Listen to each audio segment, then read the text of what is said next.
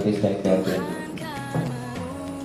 Nah, tujuan dari P5 ini adalah untuk menyiapkan anak didik kita itu menghadapi masa depan yang akan datang, karena kita tidak tahu bagaimana perubahan masyarakat, perubahan teknologi yang akan terjadi 10 atau 20 tahun ke depan. Kita tidak tahu bahwa saat ini contohnya marketplace atau Tokopedia itu biasanya menggantikan pasar tradisional. Kita sebelumnya tidak pernah terpikirkan oleh itu.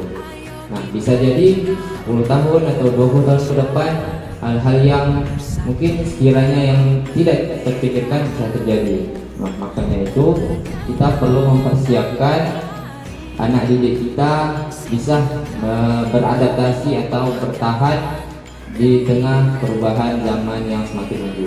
Setiap dimensi itu, Bapak Ibu, setiap dimensi, misalkan beriman bertakwa kepada Tuhan Yang Maha Esa, itu dibagi lagi beberapa elemen. Tuhan Yang Maha Esa dan berakhlaknya mulia itu salah satunya elemen salah satunya tentang lingkungan, berakhlak terhadap lingkungan.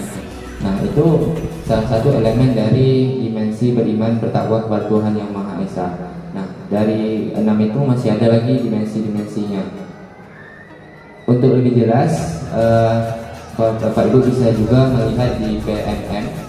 Di situ ada modul khusus profil pelajar Pancasila. Di situ sudah dijelaskan secara lebih rinci mengenai elemen dari setiap dimensi profil pelajar Pancasila ini. Masuk ke gambaran pelaksanaan proyek penguatan profil pelajar Pancasila atau P5.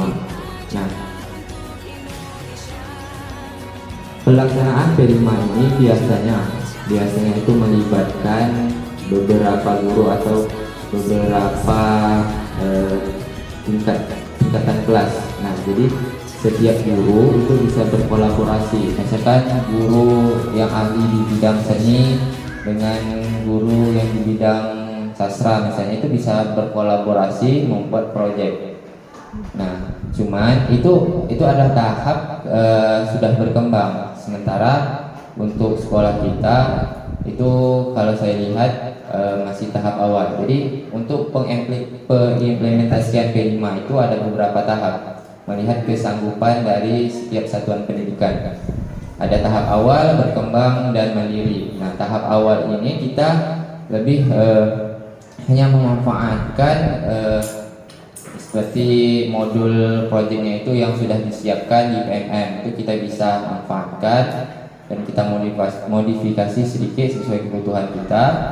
Nah, baru kita laksanakan. Nah, kalau tahap berkembang itu kita sudah melaksanakannya lintas disiplin ilmu, bisa bekerja sama dengan organisasi kemasyarakatan dan sebagainya. Itu kalau sudah tahap berkembang dan mandiri, ya. Permendikbudristek nomor 56 garis miring M garis miring 2022.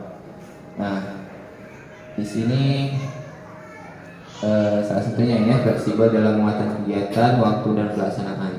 Nah, pelaksanaan P5 ini kita bisa melaksanakannya, kita khususkan misalkan dalam 1 bulan itu kita khususkan untuk P5 saja. Itu bisa, asalkan waktunya mencukupi.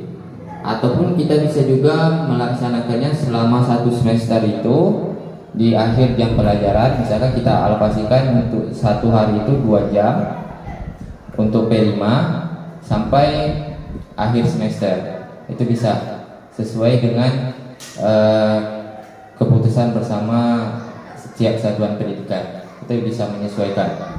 Dan juga waktunya juga bisa menyesuaikan dengan misalkan ada pelaksanaan event besar, misalkan kegiatan misalnya ulang tahun Bekalis misalnya kan, itu bisa kita manfaatkan 1 bulan itu kita buat untuk P5. Itu bisa menyesuaikan.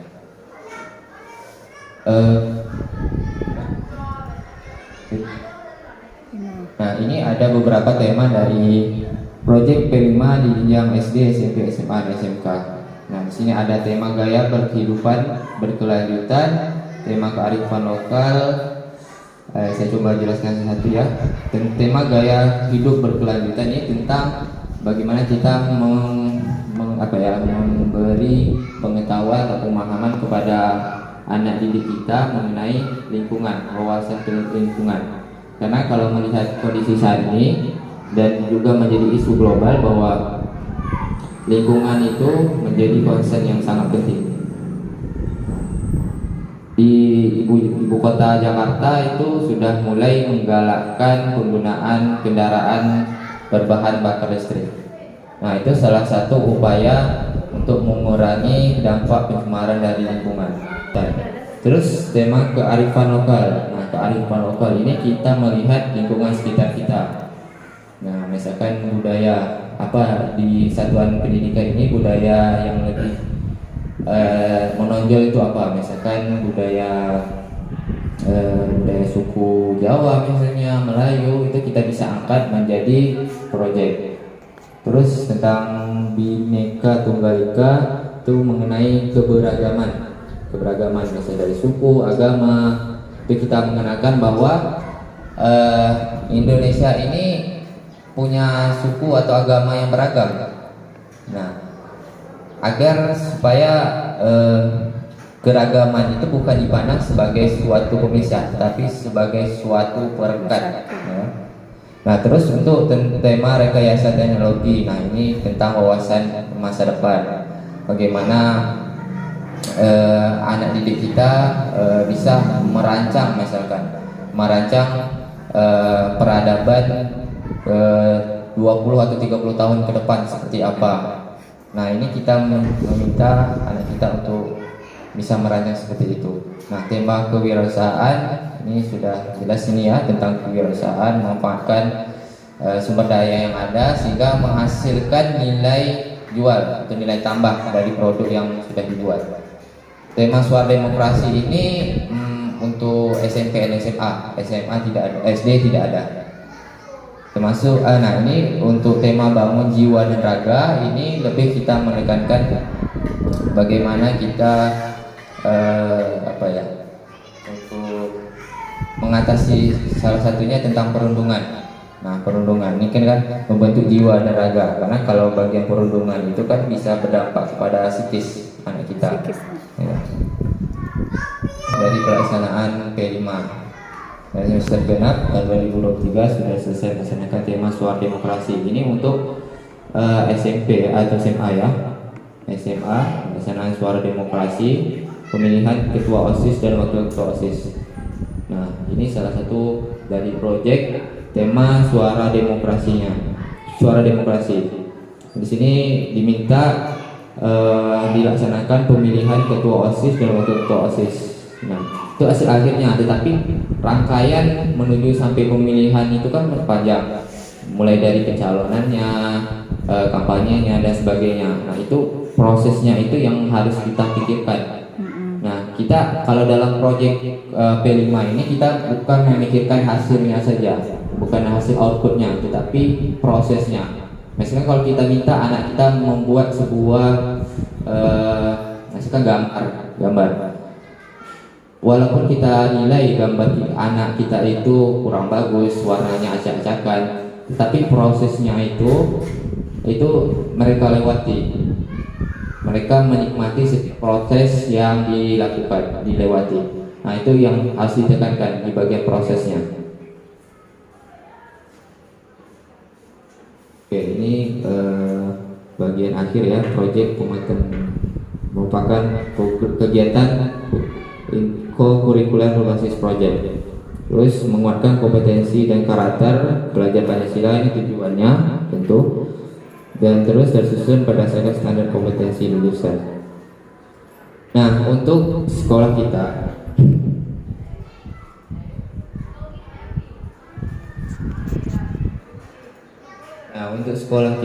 ini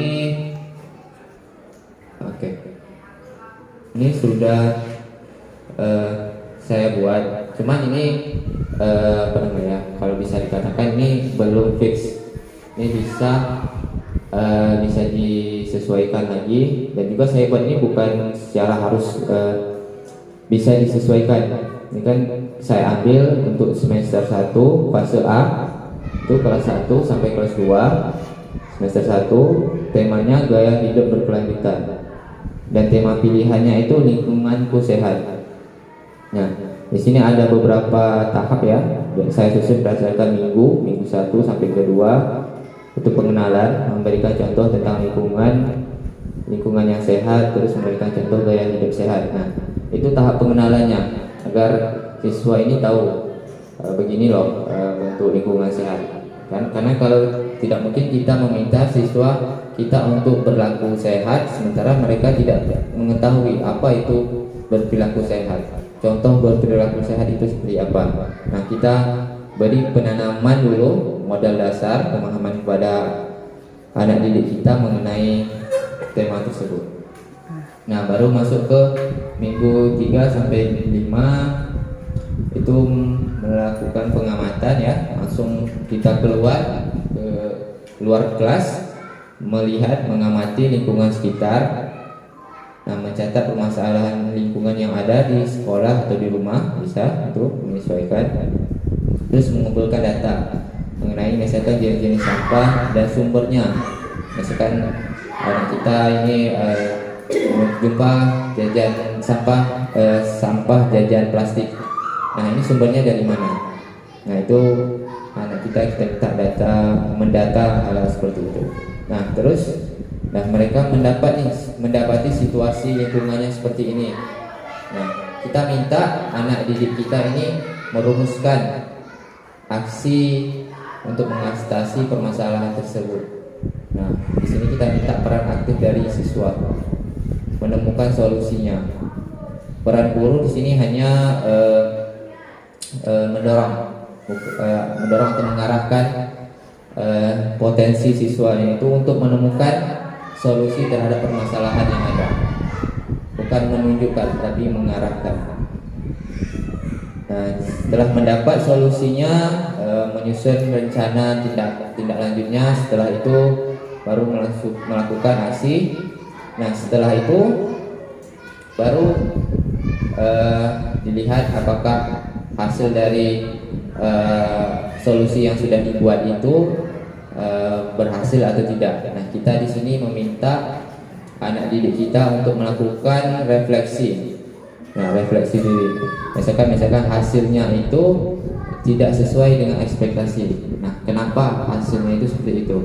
Nah, itu mengajarkan anak kita untuk belajar dari pengalaman sendiri. Nah, sehingga untuk kesempatan selanjutnya itu dia bisa memperbaiki diri. Nah, itu secara gambaran besarnya. Terus ada untuk fase B, temanya sama, cuma tema pilihannya itu lah tanaman sehat ataupun sehat. Nah, di sini bisa lebih kurang sama. Terus untuk fase C itu tema pilihannya sampahku bernilai guna.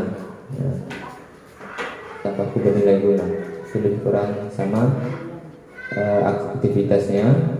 Nah, jadi secara garis besar kalau saya rangkumkan dari fase A itu ini masih gambaran umum. Bapak Ibu bisa menyesuaikan.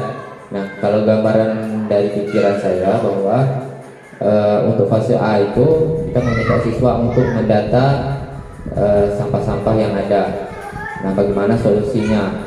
Kita minta nanti siswanya itu menuliskan solusi dari permasalahan sampah itu seperti apa.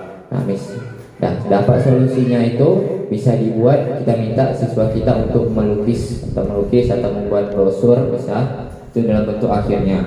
Nah, terus untuk fase B itu tanaman sehat ataupun sehat, di sini kita meminta anak-anak kita untuk merawat tanaman yang ada di lingkungan sekolah atau di rumah. Nah, itu agar mereka memiliki kesadaran terhadap tanaman.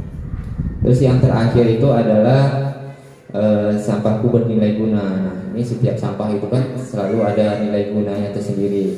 Nah, bagaimana kita bisa melihat sisi kebergunaan sampah itu, apakah sampah itu bisa bermanfaat atau tidak. Salah satunya kita bisa meminta anak didik kita itu membuat pupuk kompos dari sampah organik, atau bisa juga kita manfaatkan botol plastik dan sampah plastik itu membuat apa namanya Bu?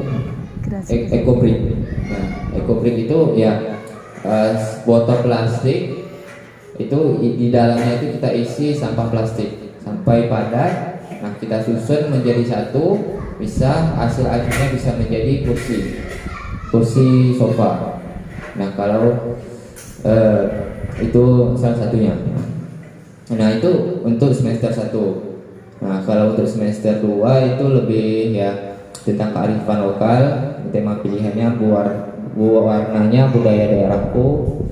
Terus fase B itu temanya kearifan lokal juga. Terus tema pilihan beragamnya motif budayaku. Nah, ini tentang motif. Terus untuk fase C temanya sama kearifan lokal. Terus tema pilihannya beragamnya kain-kain budayaku. Nah, itu gambaran secara besarnya. Nah, sampai sini Bapak Ibu mungkin ada pertanyaan.